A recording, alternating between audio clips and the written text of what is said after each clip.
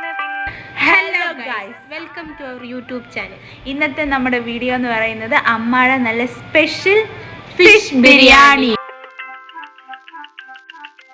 ഈ മീൻ വറുത്ത് കോരിയ എണ്ണയിലേക്ക് കടുകിട്ട് പൊട്ടിക്കുക. അതിനുശേഷം അതിലേക്ക് നമ്മൾ അരിഞ്ഞു വെച്ചിരിക്കുന്ന സവോള ഇട്ട് വഴട്ടുക.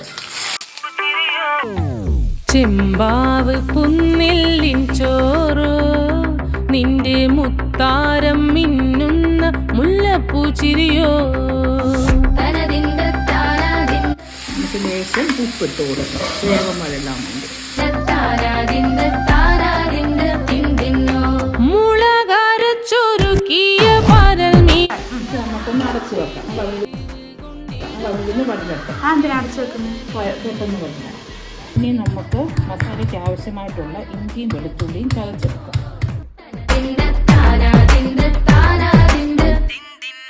പഞ്ചാര പാലട പ്രഥമൻ.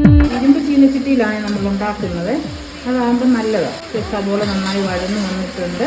അതിലേക്ക് നമുക്ക് ചതച്ച് വെച്ചിരിക്കുന്ന വെളുത്തുള്ളി ഇഞ്ചിയും ചേർത്ത് കൊടുക്കും. പ്രണയം പോൽ ഇനി നമുക്കിതിലേക്ക് അരിഞ്ഞു വെച്ചിരിക്കുന്ന 2 തക്കാളി ചേർത്ത് കൊടുക്കാം, 2 ടൊമാറ്റോ.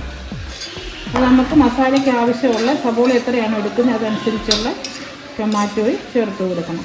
പച്ചമുളക് വേണ്ടവർക്ക് പച്ചമുളക് ചേർക്കാം, മുളക് പൊടി ചേർക്കേണ്ടവർക്ക് മുളക് പൊടി ചേർക്കാം. ഞാനിപ്പോൾ ഇവിടെ മുളക് പൊടി ചേർക്കാം. പച്ചമുളക് ചേർക്കുവാണെങ്കിൽ വെളുത്തുള്ളി ഇഞ്ചി പേസ്റ്റ് ചേർക്കുന്നതിൻ്റെ കൂട്ടത്തിൽ പച്ചമുളകും കീറി ഇടുകയോ ചതച്ചിടുകയോ ചെയ്യും. ഇതിലേക്ക് ആവശ്യത്തിന് വേണ്ട മുളക് പൊടി, നല്ല എരിവുള്ള മുളക് പൊടിയാണെങ്കിൽ അതനുസരിച്ച് 2 സ്പൂൺ. നമ്മൾ വറുത്ത മീനും മുളക് ചേർത്തിട്ടുള്ളതാണ്, അതുകൊണ്ട് 2 സ്പൂൺ മുളക് പൊടി, 1 സ്പൂൺ മഞ്ഞൾപ്പൊടി,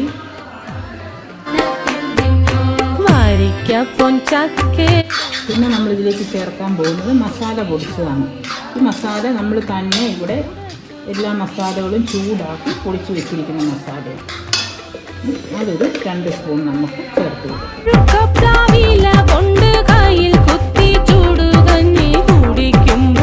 അത് നന്നായി ഒന്ന് ഇളക്കി യോജിപ്പിച്ചതിന് ശേഷം നമ്മളിതിലേക്ക് നമ്മൾ വറുത്ത് വെച്ചിരിക്കുന്ന മീൻ ഇട്ട് കൊടുക്കും.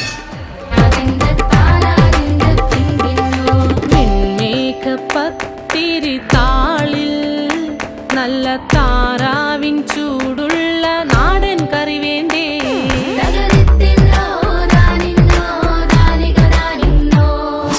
കുഴച്ചൂടച്ചൊരു പിടി പിടിക്കുവാൻ വിളമ്പട്ടെ മുളങ്കുറ്റി നിറഞ്ഞ പുട്ടൊരിക്കൽ കൂടി.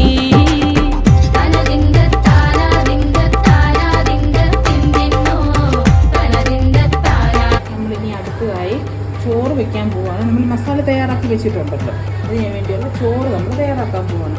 അതിന് വേണ്ടി നമ്മൾ വെള്ളം തിളപ്പിച്ചു, വെള്ളത്തിനകത്ത് ഉപ്പിട്ടു, കറുവാപ്പട്ട, ഗ്രാമ്പു, ഏലയ്ക്ക, 5-6 കുരുമുളക്, ഇതെല്ലാം ഇട്ട് നല്ല തിളച്ച വെള്ളം കാണുന്നുണ്ടല്ലോ.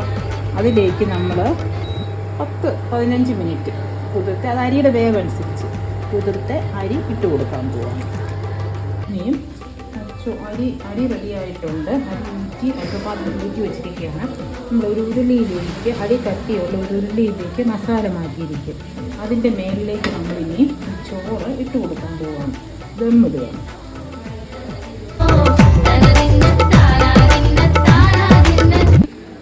ചെറിയ ഫ്ലെയിമിലാണ് വെച്ചിരിക്കുന്നത്, സിമ്മിലാണ് വെച്ചിരിക്കുന്നത്. അരി പിടിക്കുന്നത്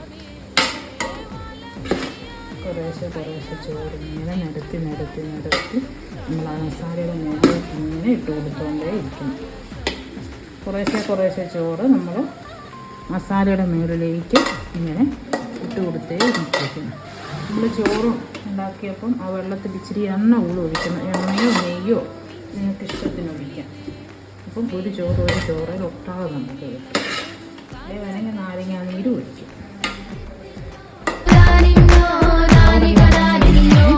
നല്ല ഇതായിട്ട് അടിച്ച് ഇതിലേക്ക് ഇങ്ങനെ ആക്കിയിട്ടുണ്ട് മസാലയുടെ മുകളിലേക്ക്.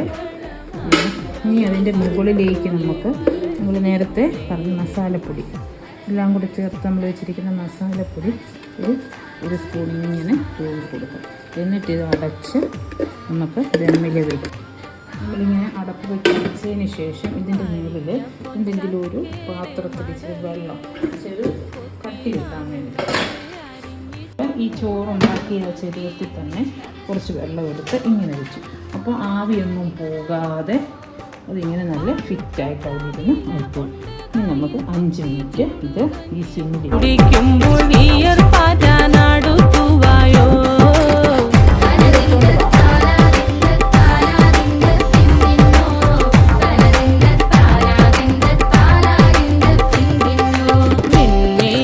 പത്തിരി താളിൽ നല്ല താറാവിൻ ചൂടുള്ള നാടൻ. നമ്മൾ ബിരിയാണി തുറക്കാൻ പോവാണേ.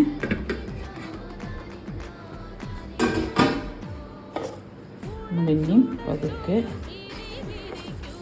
ബിരിയാണി ഇങ്ങനെ അടി തീർത്തൊന്ന് ഇളക്കി കൊടുത്തെടുക്കാം.